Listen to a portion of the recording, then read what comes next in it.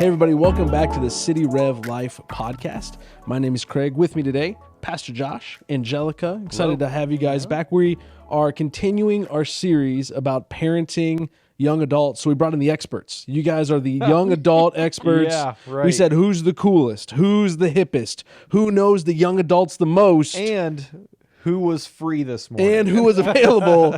We brought you guys That in. is not how we picked this. So the reason why we have you here is Angelica is a parent of young adults. She's living it out. Living it right now as we speak. Josh, for many, many years, led our young adult ministry, has worked with young adults for a long time. And so we want this to be a resource helpful for our people because that is a unique time to be a parent. You know, unique challenges and Lots of a lot of...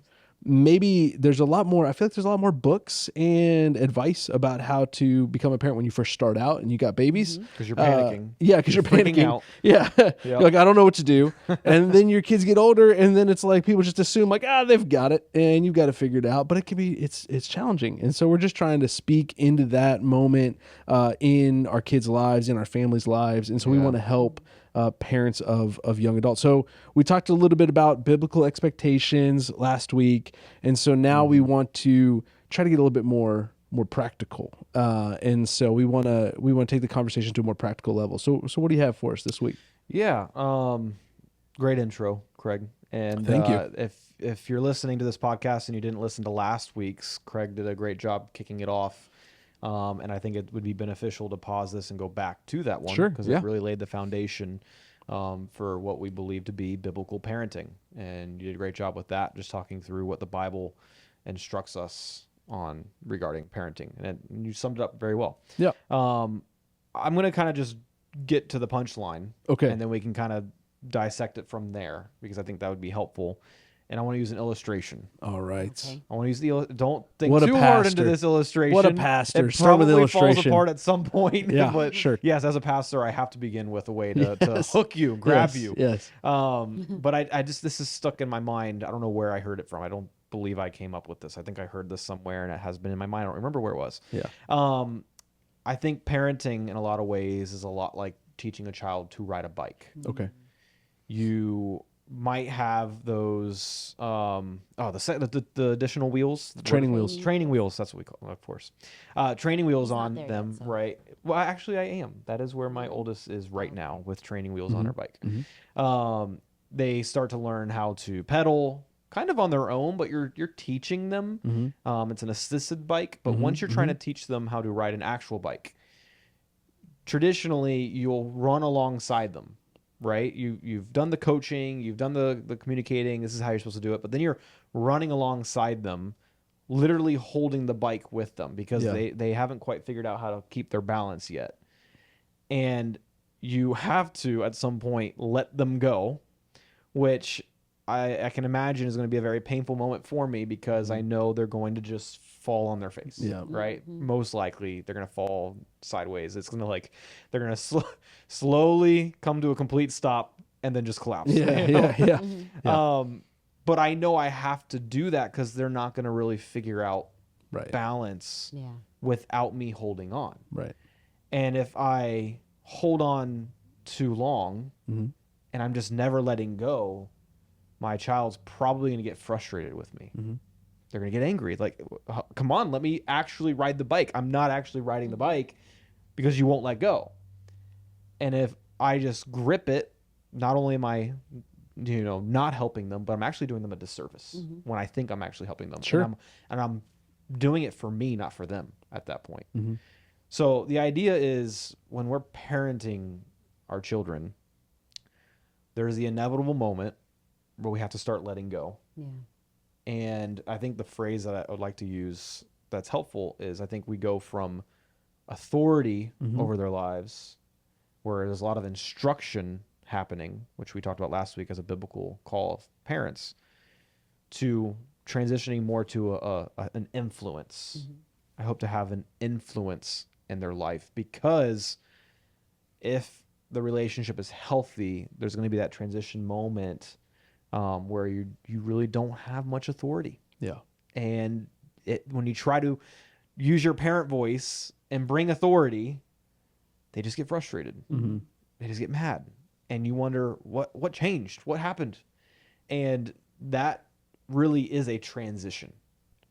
I think we've been trained in America that 18 is the age. You're an adult now. Yeah. You're 18. Yeah. That's really not. I don't know where they pulled. I'm sure you probably even know, Craig, like the history of that. I don't The know history where they, of adulthood. Yeah, I don't in know America, where that number I came don't. from. Yeah, I don't. But you know, it serves the culture well Yeah. and the country well. You have to have an age, but biblically we don't have that. You know, that we have. They enter into different seasons in their life as your human body. Yeah. Those are triggers that we read in the Bible that show like they're transitioning into adulthood. Yeah. But we know at 13, 14, 15 years old, they're still really young and naive. And so we have it set up to where they're still in our household. We still have some authority over them, but it really has to be a transition. And that I think is the most healthy, both for the parent and the child, because you can watch them come to a complete stop and fall on their face and still be there to go pick them up and give them a hug and say, hey, this is what went wrong. Let me help you. Let's get back on it. Let's try it again. Yeah. If we wait till they're quote unquote an adult and we release them and then, all right, see you later, have fun at college, and we never gave them that opportunity to really try, they might fall on their face without you there. Yeah. So I know I just threw it all up front. That's the end of our podcast. But That was good. any thoughts? We're gonna go into some scripture, kind of dissecting that and how we process that. But Yeah, I like What do you that. guys I think that's a really good analogy. And at some point, we deal with those transitions all along the way. Even with little kids, right? There's like every task and every bit of dependence that they have on you. There's a moment where you let go and they do it themselves. And I even think like, for like where my kids are as little kids, just like learning to, brush their teeth and learning to eat, to feed themselves at the table, right? Like even those have moments of disaster in them, right? Like when you go from spoon feeding the kid to now they have control, and then like, I just think like I just have pictures in my mind of our kitchen floor just covered in blueberries, expensive organic blueberries, just blueberries are all always a thing. crushed up and destroyed on the floor, and My you just think youngest will like be they're gonna learn. I found this, and it's like an old crusty old blueberry. I'm like, that's Where? old. Where was that? Please don't eat that. Where Please don't did you eat find that? But it's again, they grow and they learn and they improve, right? And so it's just, I think it's scarier as young adults because it's always scary to see your kid fail. Yeah. But then it's like the risks are higher, right? Like the failure is higher. It's like, oh man, I can't step in and help you navigate this new tension at work and get a job and keep your job, because who's gonna keep someone employed if their dad keeps showing up to work and talking to their boss? You know what I mean? Yeah. But then at the Yep. same time, it's like, if I don't step in, you might get fired, and that's like a big deal, right? And so I can see, so the fear is there, the tension is there, but it's a similar process to what people have been doing with their kids from the beginning. So Yeah. That's I like great. it. Yeah.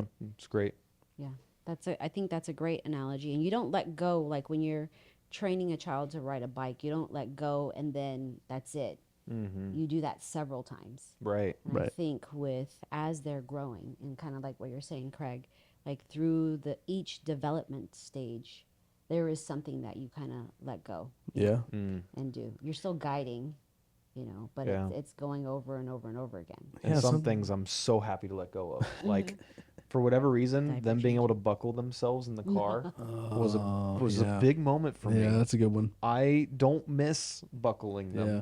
Maybe when they're potty training too. Yeah. yes, potty training is Yeah, another big that's a one. big one. Not having to carry around Yeah. a diaper bag. Yeah. Maybe when they're 30, 40 years old and I look back, maybe I'll miss it. Doubt it though. Yeah. Doubt.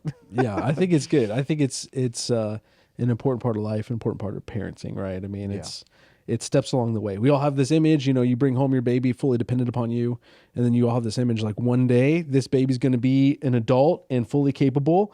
But there's just like a lot of steps along the way from here to there, right? A lot of letting go. Yeah. So why don't you tell us a little bit more about kind of scripturally where you're coming from? Yeah, let's dive into some scripture. I mean, we're trying not to raise good, obedient children. We're trying to raise Right. responsible, God-fearing adults. Right. Right. So that's the goal.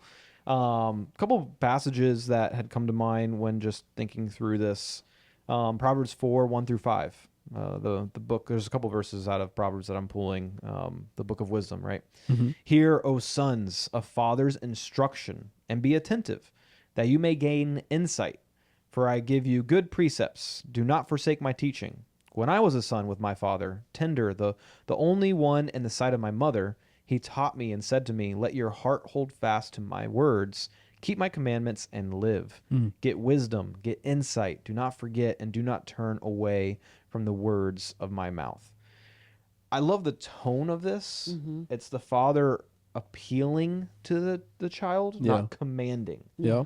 You start to see that kind of language when it's assumed the child is getting older. It doesn't give you a specific age, right? It just talks about sons and fathers. But it's not like, this is what you should do. Right. Now, one of the 10 commandments is to honor your father and mother. Yeah. Right. There's also no age range on that. We're called to honor our parents. And in here, he's saying, hey, there's wisdom in hearing from your parents who have been around longer than you, Yeah. who have been through a lot more life than you. And this tone, I think, is something that we as parents need to mimic. Whereas when they're a child, we might tell them what to do. As they get older, it's, hey, what are your thoughts here? What do you think about this? What about trying it this way? Trying to enter into the moment with them and giving them wisdom. And then, Lord willing, they're reading this passage as well and saying, oh, I should look to my parents for wisdom. I don't know it all. And that relationship could be strengthened. But again, even when they start to hit that age of 13, 14, 15, the teenage years, they're infamous for a reason, right? I think it's because they're trying to become an adult. Yeah, of course. So let them. Yeah. And start treating them a little bit like an adult in certain areas, and give them more rope where they've earned trust. Have that conversation with them, communicate with them entirely. And when they start to see you extending more trust and you're approaching them in this way where it's like, hey, I want to help you. I'm not going to tell you, but I want to help you in this area. They're going to be like interested and hungry to hear what you might say. It's like this push-pull between these two, this adult and this becoming an adult. Sure. Yeah. I like that. It's like a muscle, when decision making. Yeah. And if you do not allow your children to make decisions, small decisions, and they won't know how to do it when they have to leave your house and go away for college. Yeah. That's where they'll freeze, or they'll call you 20 times a day, or, or they'll turn to the wrong people. And so I think this is like just the tone, and you see it as as you're raising your children, right? How the way you talk to them when they're toddlers, and then when they're preschoolers, and then as they're elementary kids, and then when they're teenagers. And so I love that. I love that it's the guiding, it's allowing them to make decisions, because it is a muscle they have to learn. Yeah. Yeah, and it kind of hints at a little bit of why we would listen to our parents, of that idea of, okay, yeah, they've been around longer. He's appealing to his son. Keep my command, get wisdom and insight. Don't turn away from this. And there's that little bit of the why we would listen to, but like why I'm offering this to you, right? Like as a father of saying, like reminding the kid, like this is wisdom because of past failure or mistakes that I've made, and I can speak into this because I care about you, because I love you, right? And there's like those beautiful parenting moments where I feel like my kids get that, like, why are you telling me to do this thing? And they're like listening, and I can say, here's what, because I love you and I don't want you to get hurt and I care about you. And I've done something like that before. And here's a story, right, where I jumped off a thing like that and I broke my arm, right? And you can tell those stories, but they just seem to get fewer and farther in between. And then as kids become teenagers, and then I'm sure as they become young adults, it just seems to be a little bit like, I don't really care about your whys as much, like you don't have a captive audience anymore. Yeah, you don't. You want them to want to have those conversations with you. And I had that conversation too many times with young adults where They're coming to the church for advice, which is awesome. Yeah. I think that's a sign of Health. good parenting and health, that they're going to the church, hopefully in addition to get counsel, because I hope they would talk to their parents. But I would ask them in certain scenarios, hey, have you talked to your parents about this? And it would come up often. Oh, they're already disappointed in me, so I don't want to disappoint them even more. Yeah, they wouldn't understand. Yeah, they wouldn't understand. They've told me not to do this, and I did it anyways, and so I don't. And that's just it's sad because we don't the parents aren't necessarily like that. We don't know how these kids are portraying their parents. Right. Right. But you want your kids to know that you love them and that they can go to you if they fall. And especially while they're living in your home, like to an extent, you do have a captive audience, whether or not they're becoming an adult. Yeah. And so utilizing that time while they're in your house, but becoming or already are an adult, to tell them you love them and care for them, and tell them they're going to make mistakes, and that you want them to come to you when that happens. Not just for money, but because that's a thing too, but for advice and for counsel. Yeah, you want to build that bridge of communication and trust and care, right? That they can, that's like hard for us, like the way as parents, the way we respond to our kids either reinforces them coming back to us or pushes them away, right? If they make a mistake and they come to you and you just yell at them and let them have it every time, and they're gonna be like, I'm not gonna bring this to mom or dad. Like, I know what's gonna happen. They're not gonna come for advice. I think part of the other part too, when I think back to being a young adult, I think about how much I could have used advice from my mom and dad, and how one of the reasons I was afraid to do it was because I wanted them to think I had it all together. When like I look back and you're like, of course I did not. Of course they didn't. They knew. They know. But in my head, I was like, I want them to think like I got this figured out. And so we can be afraid to come bring that there. But I think again, if you build that trust and you build a healthy relationship, that makes a lot of that easier, right? You can be like, they'll understand. Yeah, getting a little ahead of myself here, but I think the goal of us as parents should be, especially if they're going to go away for college. Yeah, the goal should be that they really are a functioning, with some wisdom, adult by 18. Like it shouldn't be, they're 18 now, they're an adult. I need to start giving them some rope on some things. Right. No, it should be, how can I get them transitioned to functioning like an adult by the time they're 18? If they stay home for college, or they do something else, they go to a trade school, or they go straight into a career, and they stick around longer, great. You could even have more time with them. But 18, they're not going to be the smartest person that they're going to be eventually in their life. They're not going to have a ton of wisdom because they're only 18. But you just want to, the goal is to not only be there as a confidant and someone who loves them and cares for them, but you want them to have life experience by then, not just kind of be a high schooler that just follows the parents' authority and that makes them a good kid, right? Because they just listen to the parents, whatever the parents say, and next thing you know, the parents aren't there. Couple quick verses, Proverbs 1, 8-9. Hear, my son, your father's instruction, and forsake not your mother's teaching, for they are a graceful garland for your head and penance for your neck. There's a lot we could talk about in that passage, but I think the idea there is that your hope is that your mother and your father's voice will become a sense of internalized wisdom that they've instilled in their child. And usually that's developed over time.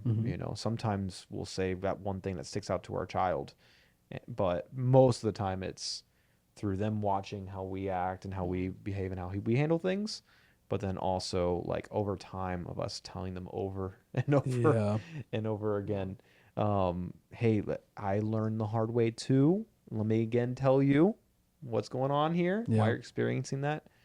But processing their emotions with them and showing them how to process their emotions, I mean, that's invaluable in today's society. And I think as parents, we're used to just having the authority, so it's kind of just easier. And the shortcut is just do what I tell you. Just do it. Just trust me, it'll work out. I know what I'm talking about. Well, especially if you're coming from teenage to young adult, right? That's a difficult time because they don't know how to process their emotions, and you're trying to help them make decisions. And sometimes they're not making the wise decision, so you just want to jump in and but there is I think how I imagine these verses are going is talking to the young adult who've now experienced teenage, and you've battled that, because there will be battles, right? Whether you have a son or daughter, there'll be battles during that teenage year. And I also hope that there are young adults listening to this, because then they'll understand it's not that easy to be a parent. Like, you guys don't come with manuals. Yeah. And It we've got to is. figure it out. You know, there's the Bible, and we're clinging to the Bible and to the Lord. Right. But understand the heart of this. But like, there is a tone that changes when you come from that years of battle, and it you know, fades towards as they get older. But when they get into the college age or young adult, there is a shift where it's like, hey, like, I'm always gonna, like, with me, my girls, my youngest is she's gonna graduate high school, so she's going into college, and she's like, I know. I'm like, yeah, I know, you know, and I'm hoping you do know, but it's my role. You will always be my daughter, right? And it is my role. You know, the Lord put me here to give you advice. Yeah. And to be here to share my experiences that went wrong, that I don't want you to go through. And so the relationship does change, and the tone changes with that. Right. And eventually they learn, you know, they listen. I have my oldest, she's moved out, and she calls me like, hey, should I buy this or should I buy this? I'm like, well, what do you have? What's your budget? I'm not going to make this decision for you. You know, what's your budget? Like, do you need that? But she's now coming to things that she would never ask me in high school. Sure. She wanted to prove to me that she could do this, but then now it's like coming for advice. And That's so great. there's a shift in the tone, you know. So I imagine these are the parents where they're having to let go, and it stinks, you know, when you have to let go. But it's like a bittersweet moment when you see them, excuse me, growing into their adulthood. And you know, the Lord is good. He knows that we need to see. Yeah. And so he'll give you a glimpse of that.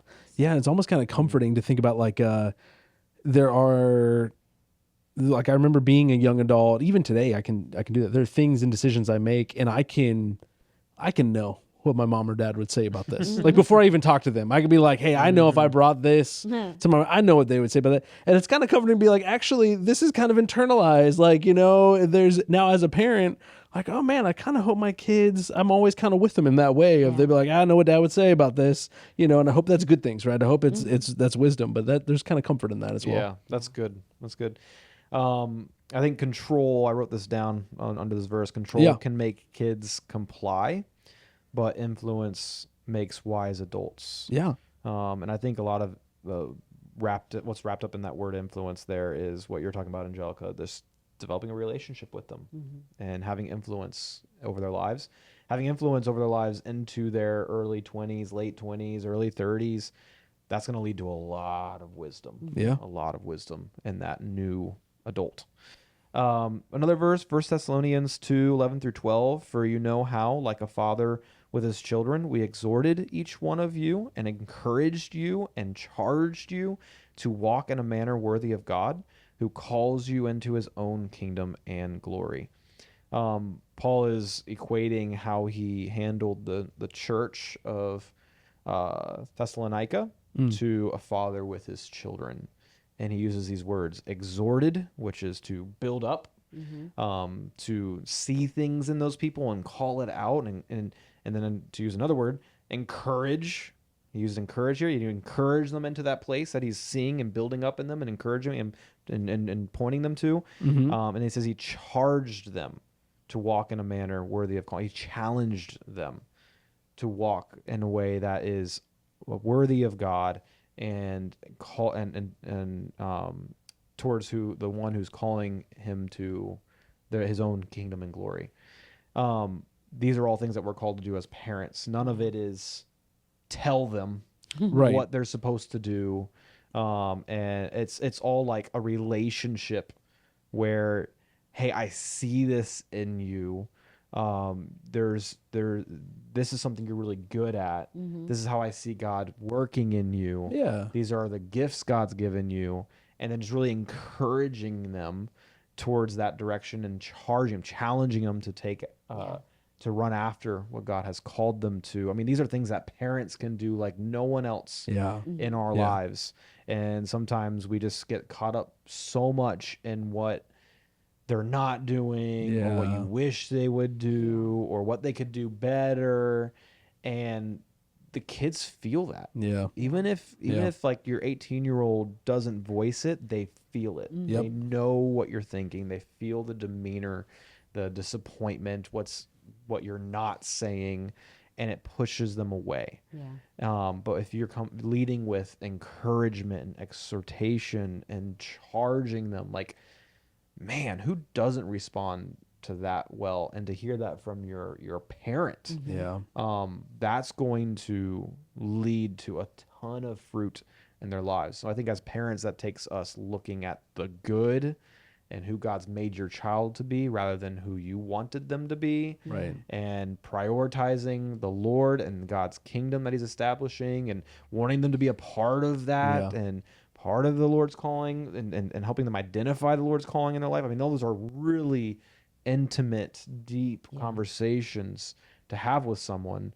And Paul is saying that's what we should be doing with our children. And that's how I handled my relationship with you there at the church.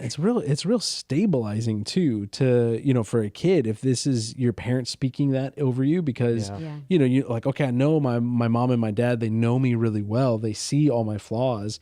And there are so many people out in the world speaking to your kids about who they are and what they're good at and what they should be. And a lot of times those voices don't know your kids that well, right? Like if it's social media or even their friends at school, you know, that you feel like they don't really know the real them sometimes. They're putting up, you know, kind of a mask and this is who I am in that circle. So to be kind of a stabilizing voice in their life and to say, hey, this is what I see in you, like, and encouraging them and saying, these are your strengths. These have always been your strengths. I've always seen that in you, or I've seen you grow in this way. This is what you could do. This may be where God is calling you. That can be really powerful in life. The kid. I really like that. That's insightful. I really like that a lot. Yeah, the last verse I wanted to share was Genesis 2. I think it's applicable to what we're talking about here. 2 verse 24, therefore a man shall leave his father and his mother and hold fast to his wife, and they shall become one flesh. That's that famous passage where a new family is formed. Yeah. Right? The old way of saying it is we're supposed to leave and cleave. Leave and cleave. Leave and cleave, and that's leave like it to Beaver. A lot of fathers' favorite verse. Yeah. Like get them off the payroll, get them out of here. Leave and cleave. Get your own cell phone plan. Leave and cleave. Don't forget the cleave part, right? And we jokingly use that all the time, but this is part of God's design. Is for separation. And if I think that what we're talking about here, if you don't release them, you're competing with their future. Sure. Yeah. And if you don't move from authority to influence, then you will probably go from authority to distance. Yeah. And you'll push them away because the way you started parenting them isn't going to lead to a healthy way of parenting them now. Yeah. It's got to shift. It's got to change. And if you think about it, it's actually a really beautiful, amazing thing, right? That you don't need to be the one always telling them what to do. You want to see them succeed.